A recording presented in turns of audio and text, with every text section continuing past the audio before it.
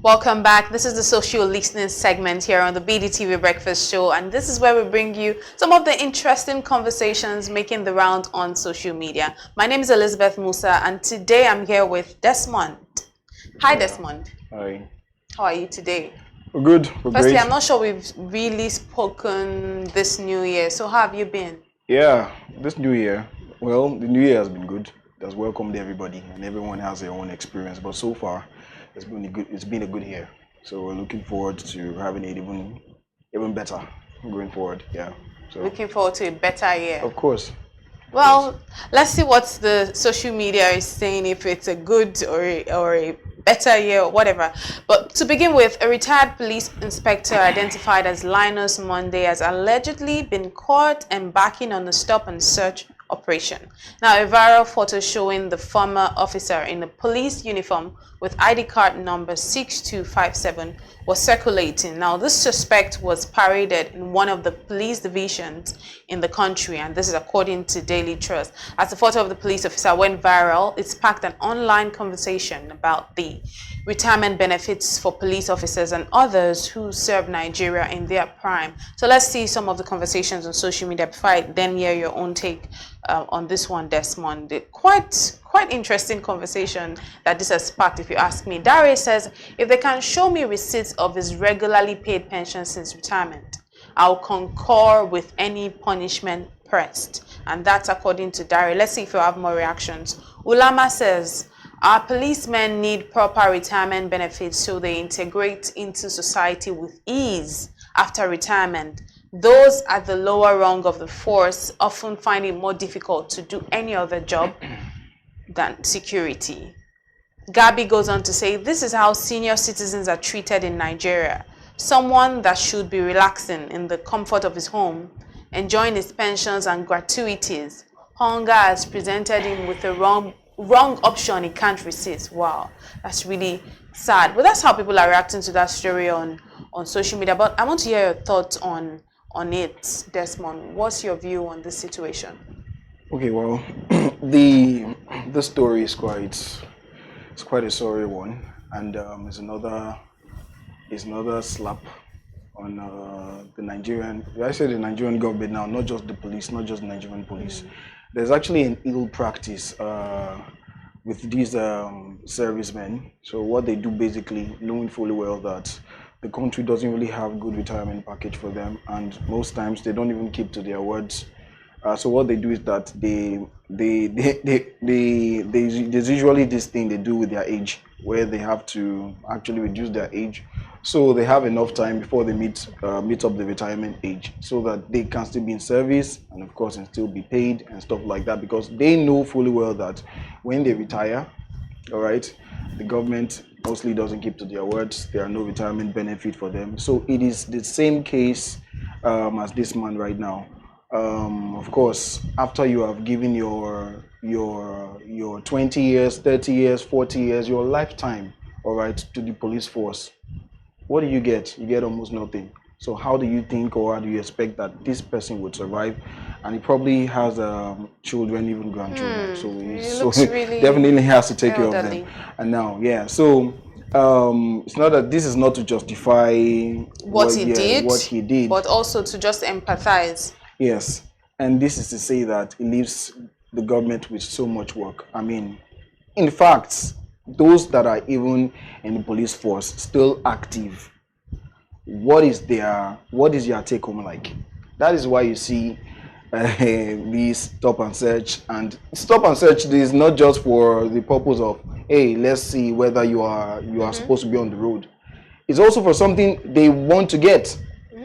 That's the reason why. Weekend, sir. Of course, Friday. Today is Friday. You get, even when you have shown them that your papers are correct, you have every right to to be on the road and whatever. Of course, there's still some kind of way to to just extort. That's the reason why this man would. This is just one. There are many others like this. That will probably be on the road. There are many others like this that are on the road. This is not. So it's something that should seriously be looked into. There are many issues there are many issues to be looked into, but this is one of them. And I don't even want to go into the case of police brutality and all of that. This is where it all starts. This is where it begins. So case like this should be checked properly, not just from him now, but should be checked properly by the government so that we won't have case like this going forward. And I completely agree with you on, the police, the authorities actually increasing policemen's salary or looking into their welfare much better. Because even when you look at the police barracks, it's a sorry state. It's an actual story state. You can't you would now. What I know, having studied a bit of how the system used to be when someone wants to join the force, something of pride. But it seems like as time goes on, things deteriorate. All right. So when a policeman finds himself on the road trying to do, it's not something they're even proud of. So because they know that, yes, come on, I'm in the sun. I'm going through all the stress. There is no way on earth I'm living here without, you get. So that's the first thing that comes to. So having that kind of mindset, I mean, all of these things that you see on the road is actually inevitable. And it happens to be that the young people, suffer it the most. So this man, maybe he didn't really, reduce his age, right? He didn't do all of that. And the retirement age has caught up with him. He still has to find a way, the best way possible to remain in the force so that at least he can look forward to something. If not at the end of the month, but at least what he gets from from road commuters. So these are things that needs to be checked by the government. You can't tell me a policeman like this earns. You don't even want to hear how much he earns. It's not even in six figures. It's not speakable. It's not six figures. So how does one, especially a man like this, with not just children, probably grandkids, how does this kind of, so it leaves government with so much work. They have to really look critically into this. If not, this case is just a small one. I completely agree with you on that one, Desmond. But let's just move on to the next topic today. Now, it's a trend of a U.S. female bishop begging President Donald Trump to have mercy on the LGBTQ community and immigrants.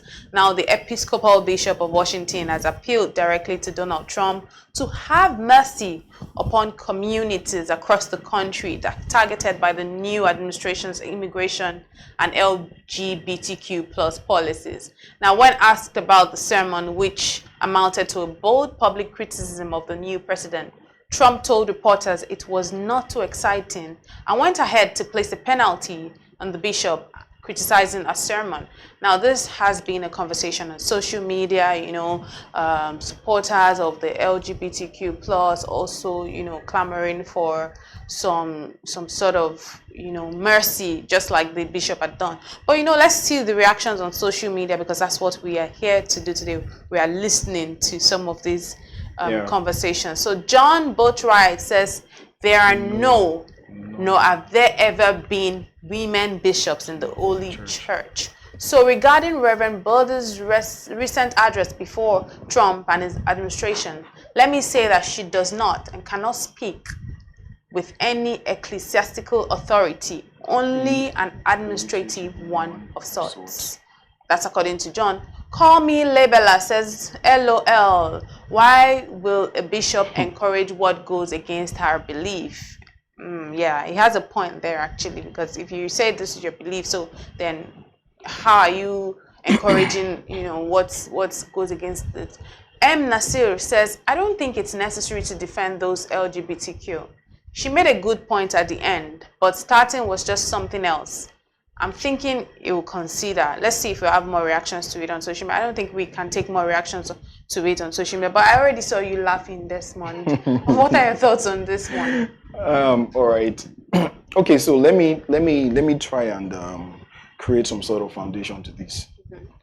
So the United States, starting from when they gained their independence, all right, it was founded by the church on the tenets of Christianity to start with.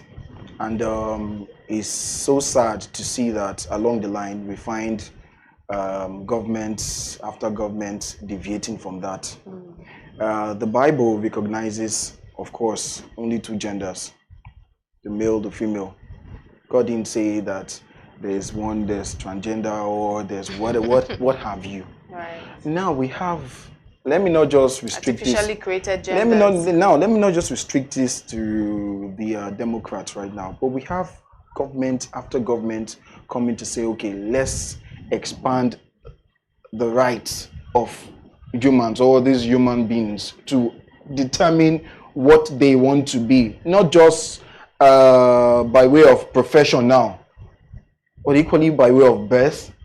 You mean I can come to this world as a man and say, no, I don't like my manly structure. I want to tweak it. I just want to tweak it. I'm not feeling it. I feel don't trapped. feel comfortable. I don't feel trapped in a woman's body.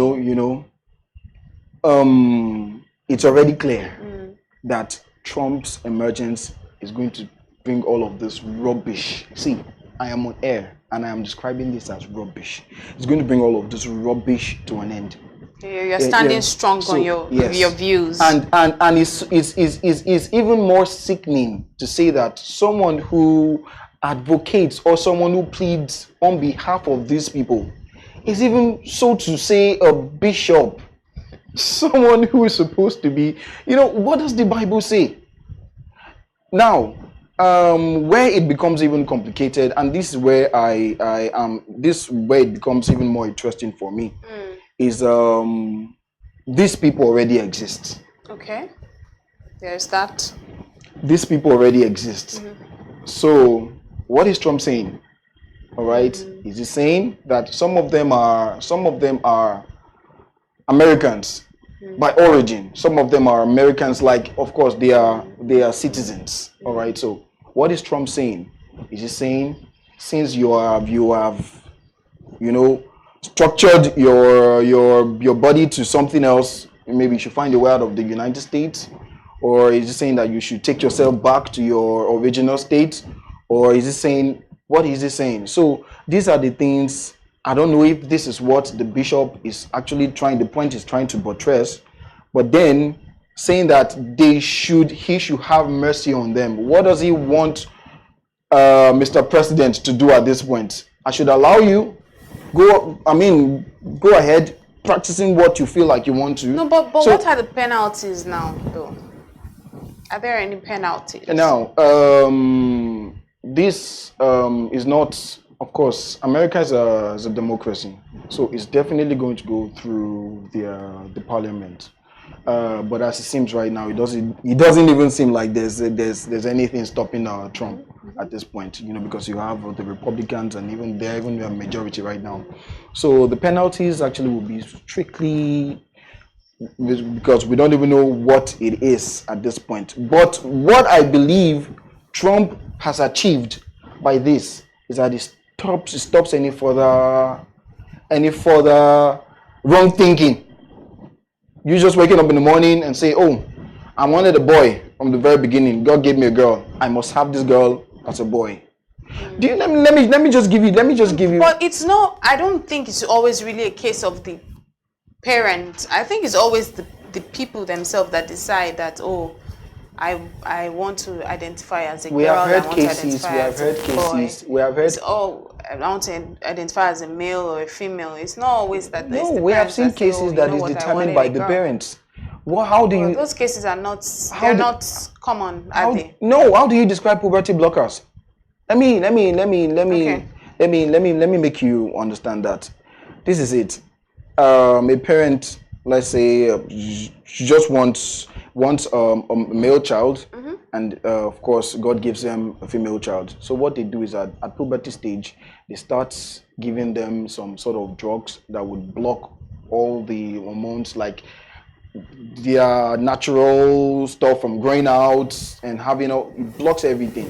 All right. So and again, from that young age, they start infusing into that girl that she's not a girl, that she's a boy. Yeah. giving her boy stuff, boy toys, having boys around her and stuff like that. And then when she gets to that stage where she's supposed to develop, it doesn't happen. All right, because that kind of thing. So the mentality has already been infused into that young girl. So this is actually determined by the parents at this point. Okay. You have so many, we have fluid gender where you can decide, Elizabeth says, tired of being a girl, I want to be a boy. I want to even ask you a question. Let me ask you this question and get your reaction. So what if tomorrow I come in and say, you know what? I feel like I've been trapped in a woman's body. I want to identify as a man now. You guys have to see me as a man. I start dressing the way a man dresses, and I'll tell you that. I mean, who creates the standards really? We came to this earth and we created all of this.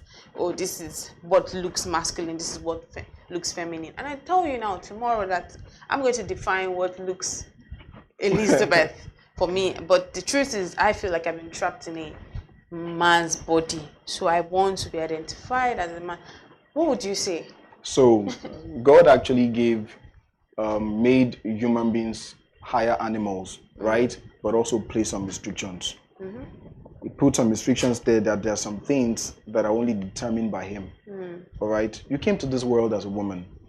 And even though you feel... And this is things you'll be saying to me, or why are you going to treat me differently? I want to know. No way. There are a lot of things I probably will be saying off camera, but then... But I want to just know, what's your first reaction? Like, I'm being serious here. It's already determined. Like, you have to live with it. And when he creates you, giving you natural woman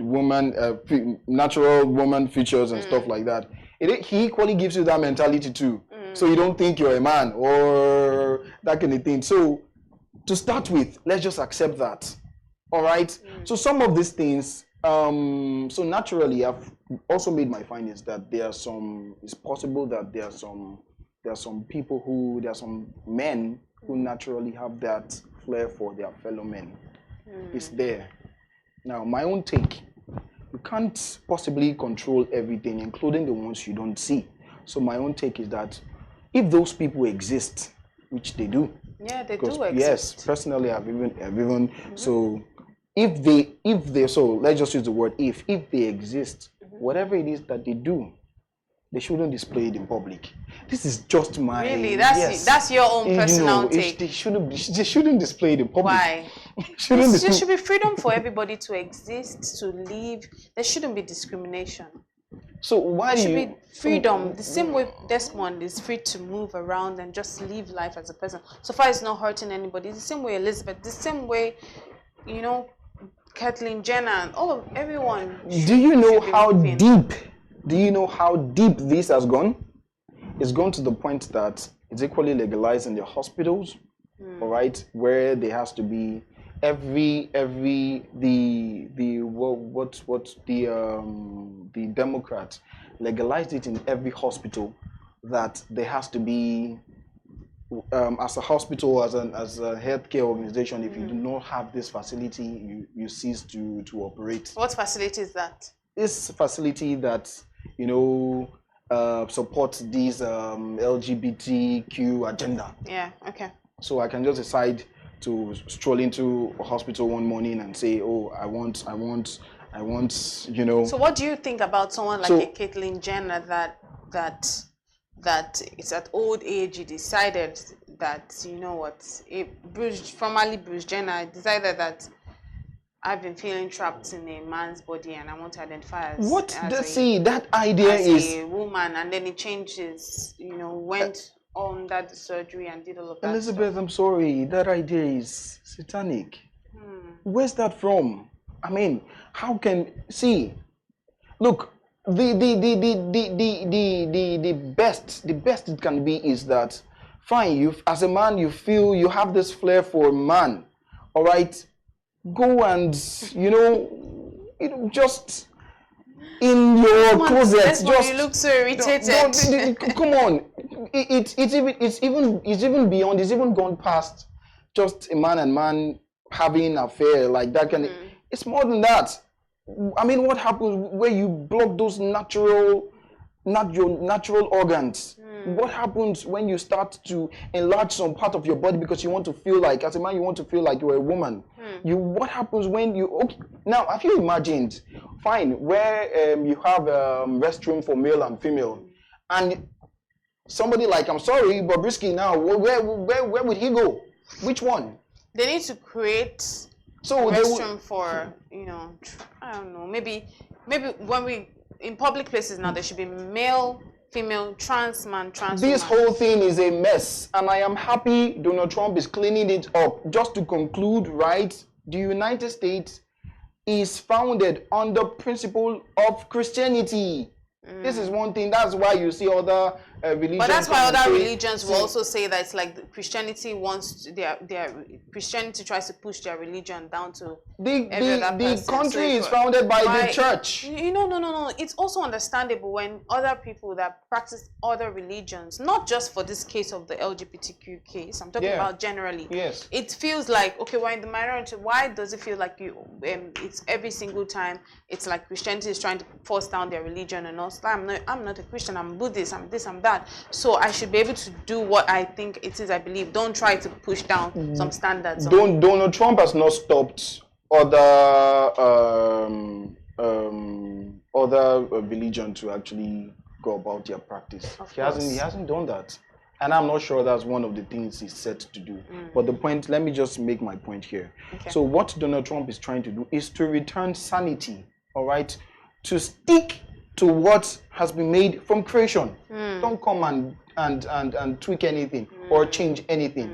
It's returning the country back to sanity, because the United States is insane, largely insane. You have a lot of insane people roaming about. Things get really crazy over there, and it's just the fact that they tend to trickle down to every other country as well, because they are this superpower. So yes, everything. That's where it even gets worse. Comes down largely to other people. So so now Africa, we are deeply rooted into religion and our culture, and it strongly, shuns this transgender whatever. If not, I mean, how many times have we had it from the United States and the United Kingdom, the Western world, trying to impose this on us? But everybody teamed up for the first time in Africa's history. They teamed up to say, no, they don't want this. They didn't really team up, though. I mean, this conversation, we'll probably have to continue it off the camera, because it's a conversation that will not be able to exhaust. But thank you so much, Desmond, for your time this morning. It's really always a joy speaking to you on the social listening segment. And thank you to our viewers for joining us this morning on the social listening segment here on the BDTV Breakfast Show. Do stay tuned as we bring you more updates. My name is Elizabeth. Keep watching.